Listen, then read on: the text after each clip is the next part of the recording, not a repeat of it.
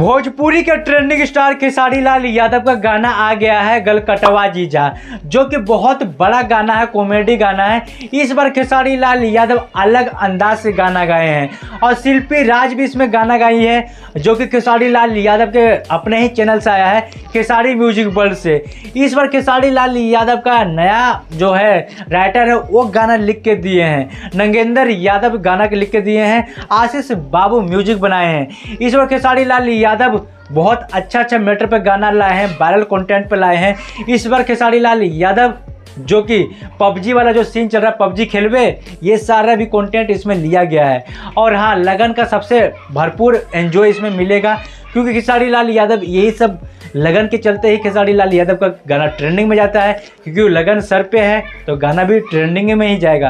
Comment करके जरूर राय बताइएगा, जाके देखिए खेसारी म्यूजिक वर्ल्ड से, हमें भी प्यार दुलार दीजिए। आप देख रहे हैं भोजपुरी बाज, हमें आपके प्यारे बिट्टू दिलदार।